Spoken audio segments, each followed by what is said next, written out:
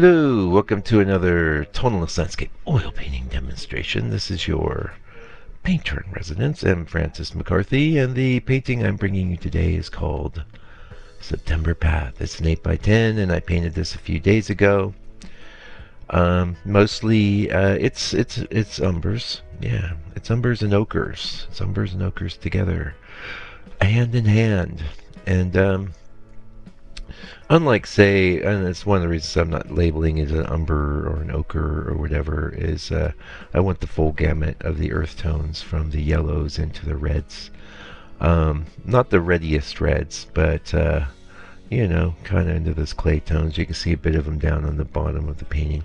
I'm real stoked with this painting. It's featuring my new, more brushy approach, which is really a byproduct of the smooth surface, I have to say, um, and just being looser and more expressive. And uh, I've been so enthralled with this approach that I've been trying to use it everywhere with limited success. There are times where you just got to, you know, play it straight. And not that I'm not playing it straight with this brush approach. Actually, this approach is very, very similar to the way I've been doing my underpaintings for years, and even filling in colors for years. But generally, I would go in and start smoothing things out. So here, I'm kind of leaving things a little more fracture, a little more expressiveness, and more of an actiony sort of approach. And one of the other things that I've been doing is, the brushstrokes don't follow just one direction. Say if I was doing a scene like this with pen and ink and doing sort of hatching, and I have a big background in doing pen and ink work, not so much in relation to landscape, but pen and ink guy for years, and I'm very familiar with pen techniques and hatching techniques and things like that. And a lot of what's translating over with this sort of approach with the brushstrokes is that sort of discipline that I developed over many, many years with the pen and ink sort of manifesting. And where there you would, you always need to be very aware of the direction of your strokes. With painting, I'm finding it's good to be a little more free form, and I've really been enjoying working that way. And I'm pretty, I got to say it's a bit of a threshold that was reached and breached, and here we are in a different place. And that's the great thing about painting. You may want to, let's maybe talk a little bit about style, because you could call that a style, but I'm gonna sniffle. Sorry. I know I'm famous for. I don't know how the guys on TV and radio do it, really. I didn't even sneeze. No. I'm also going to have a sip of coffee, but I don't think you'll hear that. I'll try to be very quiet with my coffee sipping. Um, it's a style. Well, we've talked about it on the channel before, but let's face it, most of you haven't seen all, I don't know, 600, 700 videos, or however many videos there are. There's a lot. Just like every other young artist, when I was starting out, I was really, really aware of style. And I think it's the thing that artists starting out are most aware of. And they go, oh, this person has this style, and this person has a different style. And as an amateur, you might go after that, say, well, I like that style, I want to paint or draw or illustrate in that manner. And you can go after it. And actually, that's one of the best ways maybe to develop your own style, is by making copies after other artists' work, and collecting bits and pieces of their styles that you think are cool. However, the truth about style is that it's not like it really, when you're moving into a certain realm of artistic integrity, and ability and creating work at a very high level. Style tends to become something that's much more organic. It's much more a byproduct of just how you work, who you are, all the paintings you've done, all the experience you have. Um, it's it's something you can dial up and push to 10 or knock back, and a lot of times it's just a really more of a byproduct than an end goal, I guess is what I'm trying to say. But when you're starting out, it doesn't seem like that. It definitely seems like, ooh, wow, that's a great style. I'd like to paint that way, and you start trying to paint that way. And you need to do a lot of that, and that's all good. And that's one of the reasons why I'm always, always telling you to paint more, because all of the really good things that can come from painting really come to you after a lot of painting has been done. And because you need to pull these processes down from the front of your brain deeper into your subconscious and unconscious areas where things can percolate, and the answers are there for you without you really having to use the front of your brain to figure absolutely everything out. And that's the thing. So of course you're going to have to do a lot of that figuring out stuff early on.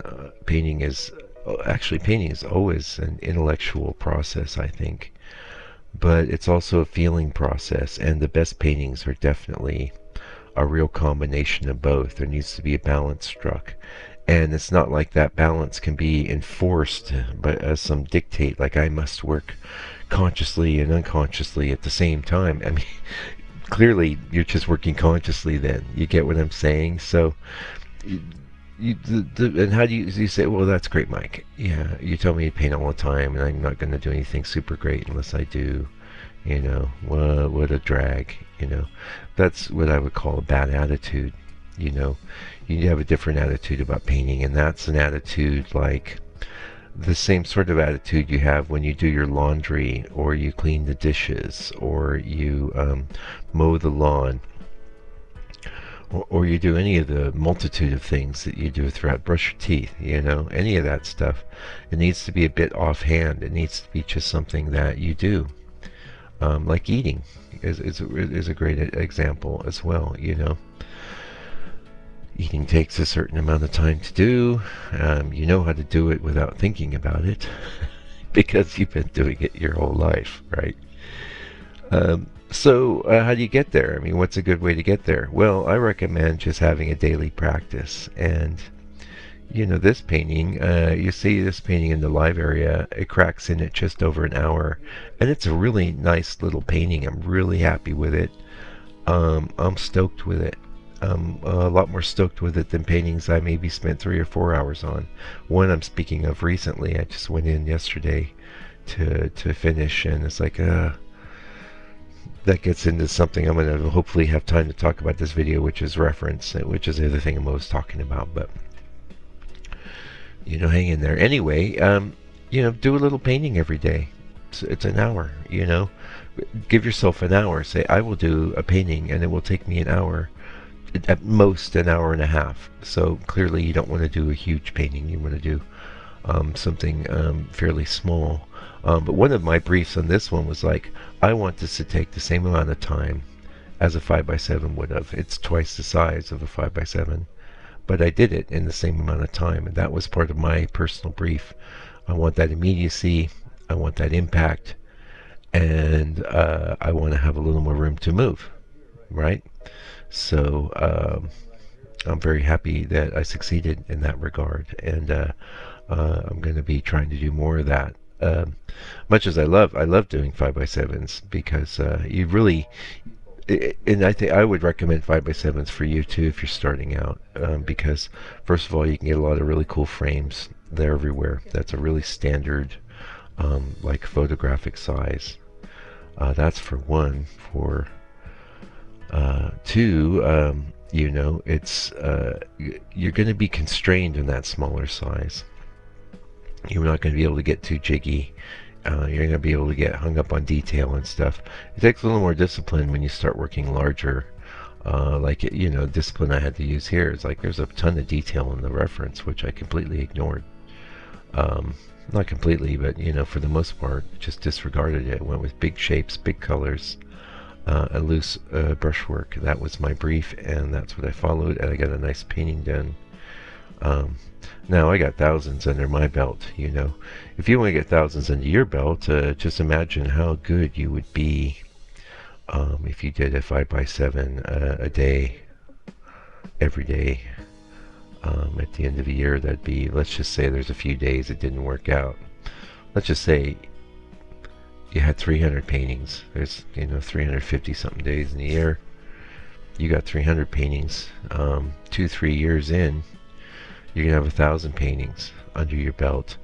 You're gonna be a lot different painter, a lot better painter at the end of that than you were at the beginning. And all the video watching and thinking about painting and talking about painting, and mostly it's thinking about painting, right, while you're doing other things, wasting time. You could have just spent that 1 hour a day getting the mastery, and you would have had the mastery, and that's not even 10,000 hours, really. That's the way forward. That's what you want to do. Now we have just a minute here, and I'm thinking about something else, because I have another painting I did right after this one. Really went well, and I knew it was going to be pretty successful because of the way the reference was set up, and it did. It went great. I went after another painting the next day with reference that I set up that is interesting and very different and had a lot of challenges in it. And that's going to have to be a two-part painting. It's going to have to be in 2 stages because I wasn't able to pull it off alla prima. I'm not even sure. In fact, if you watch if it gets up on the channel, because it may tank. I'm even saying that as I'm painting it. I says this is not necessarily going to succeed, and that was at a point where it was actually looking good. But I know where the trouble was going to be, and it's we won't talk too much about it because we're looking at a different painting. But getting to my point, this is something the Draw Mix Paint Guide said in one of his videos recently, where he's talking about pricing your work, and that's a great video, by the way. Go check it out. It's Draw Mix Paint. It should be one of his most recent videos. He says a lot of wise stuff. He's a very wise man, a very good painter, and he's very sensible. And one of the things he said, I think, was really key. He says if the reference is good, the painting will take care of itself. So that's why I tend to harp so much on collecting good reference. I go out in nature, I'll take 1,000 photos and maybe paint 10, and of those 10, some of them might still be problematic. So there's that, and you're only going to get to a point where you know what's going to work and not work through experience. You can't learn that just by somebody like me telling you what's going to work and not work. If you can even find somebody like me to tell you what's going to work and not work, because someone like me just did a painting that didn't quite work too well just yesterday.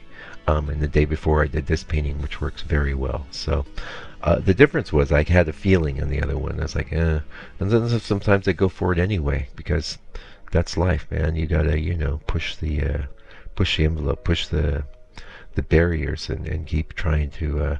Just because I feel like something might not work, doesn't mean I won't go for it. It just means that I have, like when I get to the end of the day, like I did yesterday, I go, ooh, okay.